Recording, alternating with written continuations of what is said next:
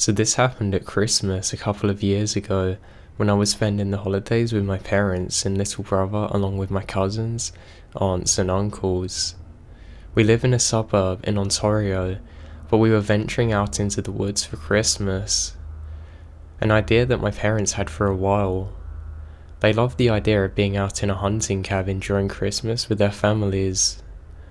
I'm a 22-year-old female, but at the time, I was just turning 18, and my brother Tom was 11 at the time. We're really close and do everything together. We also had a dog, a German Shepherd called Trigger, who come along for the ride too. He's a real softie, but can be really overprotective, especially of my brother Tom. Anyway, we left from our home on Christmas Eve at about 2 PM and climbed into my dad's truck, filled with all of our stuff and presents for his extended family. Now on the car journey, we were having friendly conversations as we moved along the road.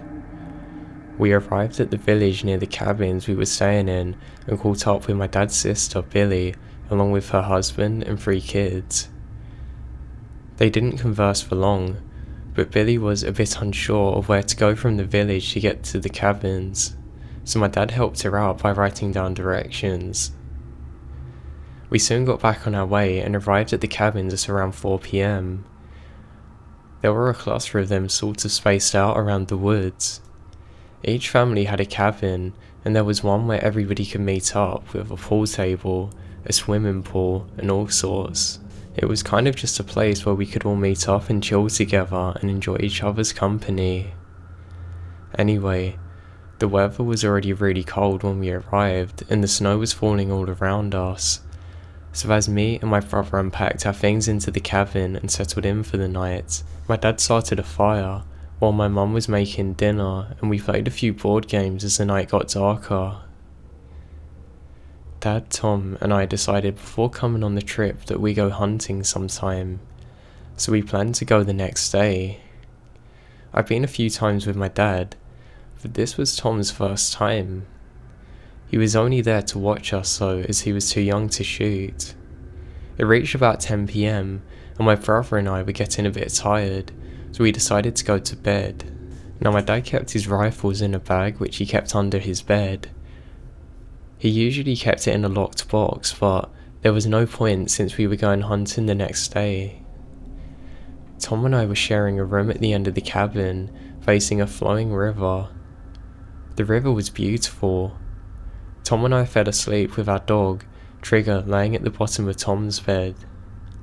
Now, this is when things got creepy. It was about 3 AM when I woke up to Trigger growling. I didn't find this particularly unusual because my dad suffers from insomnia, so sometimes, when he can't sleep, he'll sit up watching TV. And like I said, Trigger is extremely overprotective and growls at any noise that he hears. But that's when I noticed that there was no light coming from under my door. My dad never sits there in the dark. I was only whispering to Trigger. I wanted to be quiet as to not wake up Tom, but his growling soon turned to barking, which woke Tom up. He asked me what was going on, but I said Trigger must have heard some deer or something outside. After all, we're in the middle of the woods. Suddenly, a bedroom door swung open and the light switch was turned on. My eyes actually stung for a couple of seconds as I tried to focus on whoever it was at the door. It was my dad. "What are you two laughing about?" he said as I turned to look at Tom, his eyes wide and his face pale. "No," I replied as he moved over towards the curtains, pulling it back over as he looked out into the pitch black wilderness. "What are you looking at?" Tom said to our dad as he closed the curtains again. "Nothing, just go back to sleep." I was creeped out by the fact that my dad didn't say anything about what was going on. He turned off our lights and we tried to fall back asleep. Of course I couldn't though. I was wide awake for the rest of the night, flinching at every single sound outside.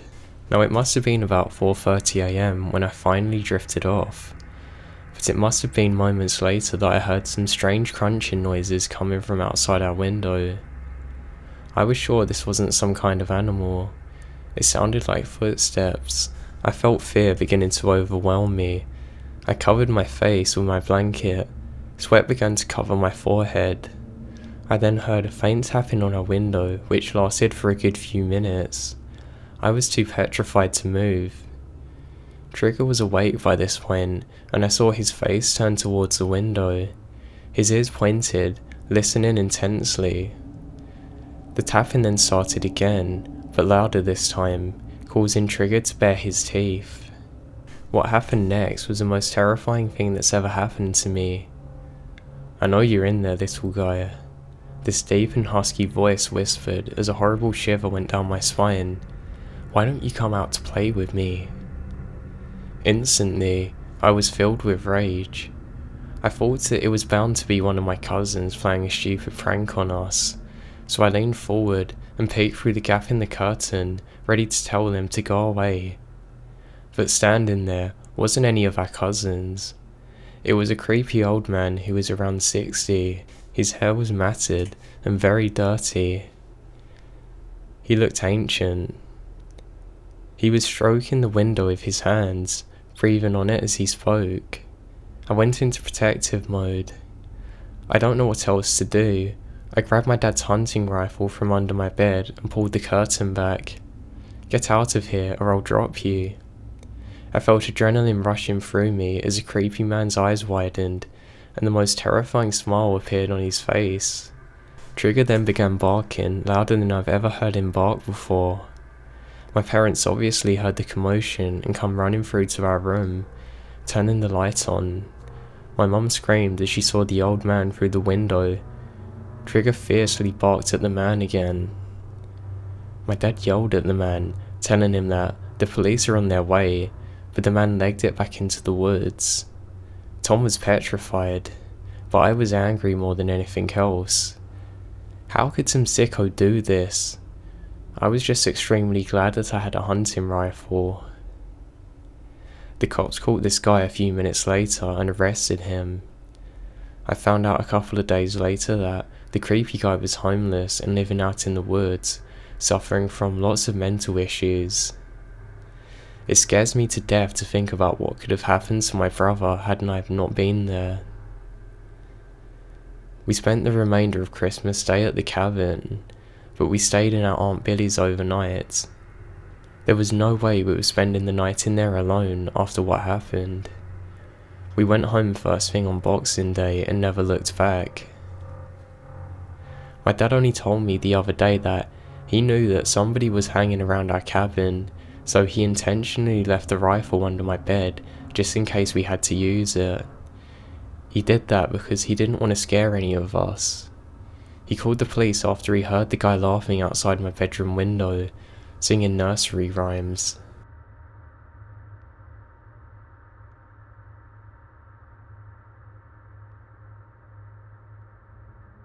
I was 11 when this happened. Ariel, my older sister, was 14, and Bella, my younger sister, was about 8. My dad was a freelance programmer when I was younger. He made good money on this, but he was heavily in debt. My mum was not the most gifted person on balancing a budget. We never had much free money available. This meant that we would go on vacation every couple of years, usually to a relative's house. Now my dad had just finished a long project for a big client, and we were celebrating the occasion with a movie. My dad loved watching scary stuff and scaring the daylights out of me. So we're in the middle of the movie when the phone rang. He went to get it and come back to grab my mum while we kept on watching the movie. Bella took the opportunity to pause the film and take Duchess, our dog, captive because she is scared. They come back about 10 minutes later and announce that we were going to be spending the weekend in a cabin. We didn't really know what to make of this, but apparently the client my dad had been working with owned a big cabin by a lake in the mountains. He offered us to lodge there this weekend at a considerably reduced price. It was Thursday, so my mum went into a panicked frenzy of packing so we didn't see the rest of the movie that night. After school the next day, we packed up the family van and headed into the mountains. It was a 2.5 hour drive, so it was late by the time we got there. We unloaded the van and went exploring the cabin. It was a ranch-style cabin with a little nook thing you could climb up to about head height. It was about 3 feet tall and probably meant for storage, but it was an excellent place for the three of us to hang out in and play games. There was a couple of board games up there. We started playing once we had decided on the rooms. My mum and dad got the biggest one. Ariel claimed the smaller one with a twin bed, so Bella and I got the last room, which had a queen-size bed we could share. We had a window on the right side of the bed without a curtain, and a lamp on the left side of the bed. It was the only light source in the room, and there was a closet opposite the bed. It was locked, so we couldn't get in. We went to bed at around 11. Bella is a kicker, so I slept by the lamp just in case she ended up knocking it over. I remembered lying down, and I must have intensely fallen asleep because the next thing I knew, Bella was gripping my arm and trying to burrow under me. She was squeaking about something in fright, and I couldn't understand what was happening. I sat up, looked towards her, and saw something pale and human-shaped moving away from the window. My sleepy brain took several moments to process what it was. Then I was shooting out of bed and dragging Bella with me.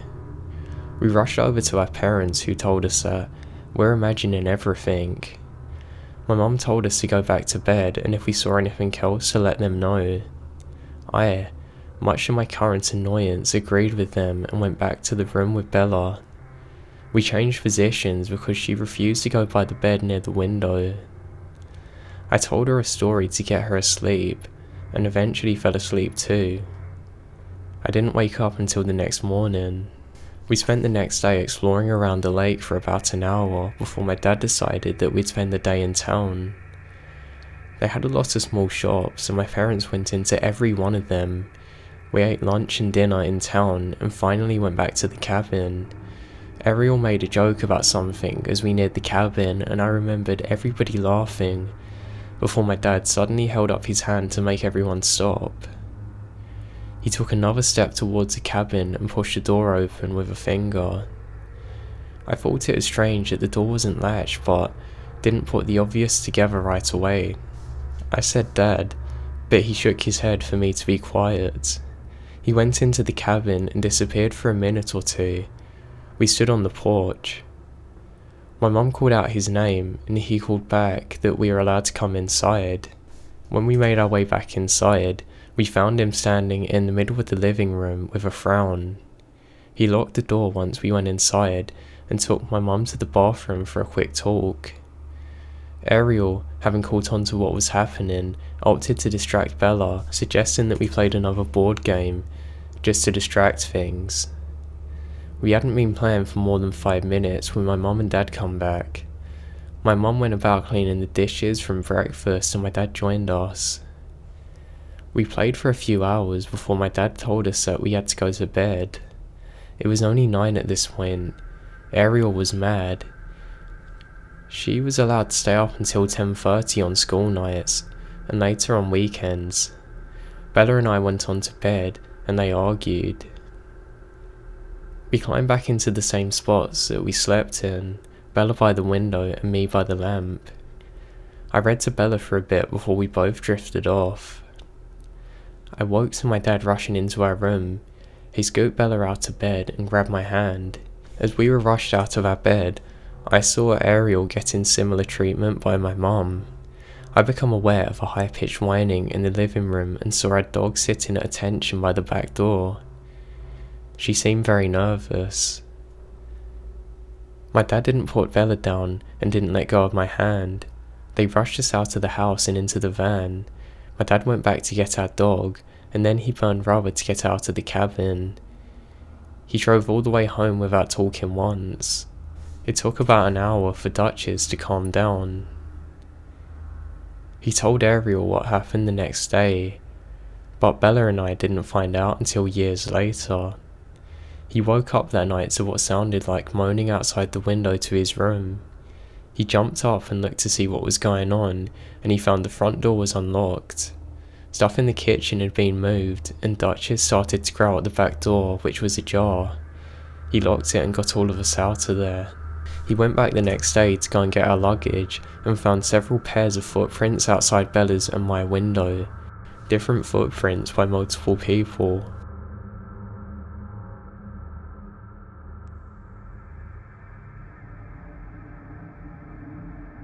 So this story happened earlier this year, but I'm just getting around to writing it now. A couple of years ago, I said about an encounter my wife and I had while driving to my family's cabin. And even though the story takes place at the same location, they're completely unrelated. So, onward. My family owns a cabin in upstate New Hampshire, and this is literally my favourite place in the world. It's on a small, very secluded lake, shared by only a few other cabins. One other cabin on my side, 6 in total. Most of my neighbours only visit during spring-fall months, and even though it's pretty rare to run into one of them, we all pretty much leave each other to do our own thing, but we also try to look out for each other as best we can. We occasionally check in on each other's properties during off-season visits. We make sure that there's been no break-ins or anything. We all try and be good neighbours. The lake is a pretty popular fishing location in the area as a result of being so secluded. It's not unusual for us to see people who don't live there hiking or messing around in a boat with a fishing pole. In the winter, it becomes a popular place for ice fishing and snowmobiling. Now, it kind of reinforces why all of us own property on the lake to try and look out for one another, as there are people coming and going all the time. There's been a few break-ins over the years, but honestly, in 30 plus years, I've been going up to the cabin and I've only ever seen a handful. Now occasionally somebody's canoe or kayak will go missing, but that's basically the worst of it. That's until this winter. So my wife and I decided to take a long vacation to the cabin this winter. She was getting ready to start a new job. I had leftover PTO from the previous year, so we figured we should take the opportunity to get away before our schedule started to get busy again in spring. It was sort of impromptu, but once we got the idea of spending a weekend there, relaxing by the wood stove, drinking beers, winter hiking, binge watching DVDs, we couldn't get the thought out of our heads. So 2 weeks later, we were packing up into my father's F-150 and on the road. Things got weird immediately, but first, there are a couple of things you need to know about this location. The lake basically sits in the middle of a dead zone as far as wireless connection goes. Sometimes you can randomly get a couple of bars, but never with regularity. The isolation and feeling of being unplugged is one of the main reasons I love to go up to the cabin. It becomes a lot easier to not glue to your phone and just start to appreciate things. Secondly, as mentioned before, this place is secluded.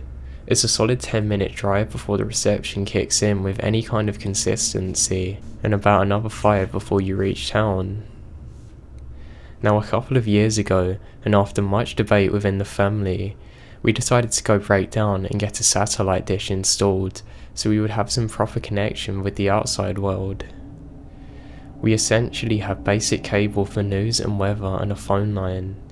However, my folks have the service suspended at the start of winter since our family rarely visits during their months. So my wife and I are heading up without a phone connection, but it had never been a problem before, so we didn't really think much of it. It hadn't snowed that much in our area, but the ground was still covered in a few inches of old snow. There were actually snowmobile tracks everywhere, all over the place. Before reaching our final turn off towards the cabin, you had to drive across a causeway, and while crossing it, you would get a really good view of both sides of the lake. I looked out over the lake and saw what appeared to be 2 guys ice fishing, sitting at a picnic table out in the middle of the side of our lake. That was my neighbour's picnic table. I knew right away that it was because his very distinct paint job. The exact thing had actually happened before, and the last group of fishermen that did so left ice on his table. As a result, part of the table broke. Because of this, my neighbour had chained his new picnic table to concrete footing on the edge of his property. So that meant these guys either broke off the table to get it out by the lake, or they broke the chain. I'm also pretty confident that it wasn't my neighbour out on the ice because he lives in Florida. He doesn't fish and never comes during the winter. This annoys me. I said something like, "Again? What the hell? What's their problem?" to my wife. She was thinking the same thing.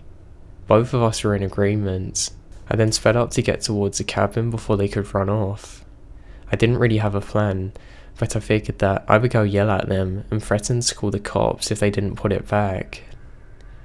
I kind of figured that as soon as they saw the truck turn down the road, they would take off. I was right, but oddly, right more than I knew. As I was coming down the road, I noticed a few things that struck me as odd. First, there were two dudes jumping onto and starting up snowmobiles that were parked in front of my neighbour's cabin. Secondly, the front door to the cabin was wide open, the lights were on, and there was smoke in the chimney. I stopped the truck about 50 feet away from his driveway and watched as the two guys drove the snowmobiles out onto the lake, picking up their buddies, then speeding off into the woods. We kinda just sat there for a minute or two, dumbfounded.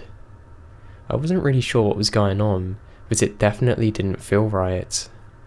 I guess it was technically possible that my neighbour was visiting, or that maybe he rented his cabin out to some people, but my gut told me that this was not the case. There were no cars in his driveway, and the guys on the snowmobiles were definitely in some kind of hurry when we pulled up. It was like 10 degrees outside. Why would they leave the door open? After snapping out of it, I parked the truck in front of our cabin and walked over to the edge of the lake. Now sound travels pretty far out on the lake. I could hear the snowmobiles getting further and further away. I unlocked our cabin, for a quick start log into the stove, and then my wife and I headed over to my neighbour's cabin with our dog. We called out hello a few times, and then I tried, "Are you here?" and got nothing. As we got closer, I could clearly see that the front door was splintered and had been pierced open. My wife and I had unknowingly pulled up while people were actively breaking into my neighbour's cabin. Not exactly an ideal way to start relaxing in our winter getaway. Now my family's on really good terms with my neighbour, so I went ahead and stepped inside to check it out. There was a fresh pile of wood by the stove which was roaring, and the kitchen had some paper plates, food, empty beer cans, and cigarette butts strewn about. Nothing was broken or missing that I could tell. The place was an absolute mess though. It reeked of cigarettes. It was as if they'd just come and decided to help themselves to my neighbour's cabin as their own. There were actually some sleeping bags there, and a cooler in the living room, so it looked like they'd been planning to stay there for more than a day. I wasn't in the cabin for more than a minute or so. I made sure that I didn't touch anything. I did however snap a picture for my neighbour and the cops, and then stuffed out the wood stove. I also decided to close the front door the best I could when I left, wearing gloves. Now the next couple of hours were pretty bunk. We drove into town and reported the break-in to the police. After giving our report, we got in touch with my neighbour, who was understandably very upset. I did my best to assure him that it wasn't that bad, and that considering all things, it would only take some clearing up. I offered to do it since I'd be there all week, but he insisted that he'd gone up there to do it himself. He was going to make plans to fly up from Florida to deal with everything ASAP, but asked if I could nail a couple of boards across the broken door for now. The police were heading to check out the property. When we got to our cabin, the police were already at my neighbour's cabin checking things out. One of them come over and asked if I would walk through the door with them and explain what had happened. I retold the story, and it ended along the lines of, so I left after shutting down the stove and closing the door behind me. I got some weird look and the conversation went like this. "Are you sure you closed the door? It was open when we got here." "Yeah, I definitely shut it." "Well, it was open, and the items you described aren't there either. Sleeping bags, cooler, they're not there. It looks like they must have come back to retrieve them." That was pretty unnerving for some reason. Why risk coming all the way back for sleeping bags and a cooler after escaping? They couldn't have known for certain what we did and didn't do in terms of calling the police. So the cops suspected that they were watching us, and right after we came back, they left to go and get the stuff. Or that there was somebody else in the area that we didn't see. I listened to the snowmobiles driving off and they got pretty far away. They kept going until I couldn't hear them anymore, and on the woods on the other side of the lake is completely untouched wilderness for miles. I know because I hunt turkey there, so I personally think that somebody was close by and watching us. My wife really liked that little bit of information, especially because a few years ago we basically had been followed by creepers on a previous trip to our cabin. The whole situation was just a giant downer. After a while the cops finished up and let us know that they would keep a cruiser in the area, and that they were going to check out the other cabins for any signs of break-ins. I nailed my neighbour's door shut, dragged the picnic table out of the ice and headed back inside for a much needed beer, or 4. We had debated a little about cancelling the trip and heading home, but in honesty, we were just determined to enjoy our week because we'd been really looking forward to it. Now the next couple of days were great. We did exactly what we planned on doing, which was mostly nothing. We watched movies, etc. All in all, we had a really great time. Every time that we heard a snowmobile, we both looked at each other and would check outside, but luckily nothing come from it. As much as we were enjoying being completely overindulgent and bedridden, by midweek, we wanted to stretch our legs, so decided to go for a hike. It was a beautiful day. I knew the surrounding area very well, so I suggested we hiked up the dam at the mouth of the river. This feeds into the lake. It freezes over in the winter and looks really cool. It was about a 2 or 3 hour hike around, depending on the pace, short and sweet. We brought our dog along, and again, we're having a great time, enjoying the extreme serenic winter woods and each other's company. On our way back, things took an unfortunate turn, so while about 2-ish miles from the cabin, we heard the whine of snowmobiles. We made a funny face, joked, and then got quiet and kept listening. They're getting closer at this time. It wasn't exactly unexpected. It was a gorgeous day out, and we're smack bang in the middle of the snowmobile territory. But given everything that had happened earlier in the week, it was impossible not to feel uneasy. The snowmobiles kept getting closer, and the whine was getting louder and louder. My wife and I talked about something, but honestly, I really didn't listen to her. I was going over the situation in my head.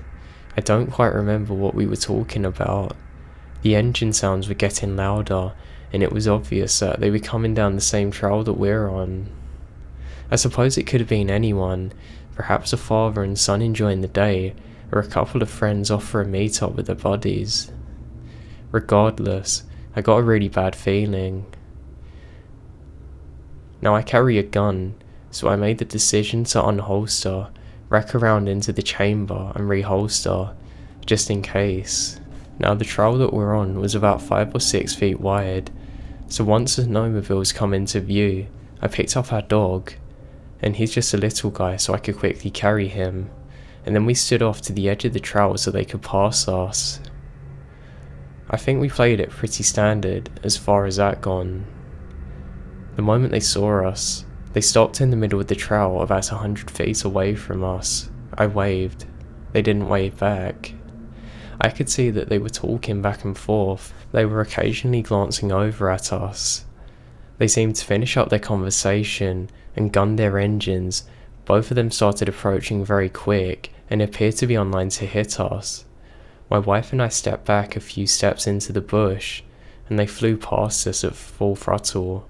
I'm talking inches, not feet. They continued for a bit, stopped and turned around again. I instinctively, almost as a reflex, threw my free arm into the air and yelled, "What's your problem?" One of them replied with a middle finger and revved the engine a few times, and they both took off down the trail. My wife was a wreck afterwards. I was scared, but she was really scared. The trail that we're on basically ends where our property begins, so if it is the same people from earlier, they would know that we weren't home. So we had another 30 minutes of hiking before we got back, and the whole time, we could hear the snowmobiles ahead of us. They didn't disappear and got further away like before. The entire walk back, they were completely within earshot. After about 10 minutes, we could hear that they'd stopped, and then started driving around at low RPM, engine still running but not at full throttle. After a few minutes, they started at full blast again. This time they're actually getting further away. We waited until we couldn't see them again, and then headed for the cabin. When we got back, there were snowmobile tracks all around the property, front and back. They had been circling it. We had no way of calling or contacting the cops, so after an extremely short and extremely tense conversation, we promptly packed up, closed up the cabin and left for home. Vacation officially ruined. We eventually contacted the police. They were certainly sympathetic, and again, given the break-in at my neighbour's, seemed pretty concerned about it. But there wasn't much they could do. Since returning, I'm not really sure if I ever want to go back to the cabin again. The problem is, I don't know who they were or what they wanted, and we're miles and miles into the isolation of the wilderness with very little reception or ways to get help.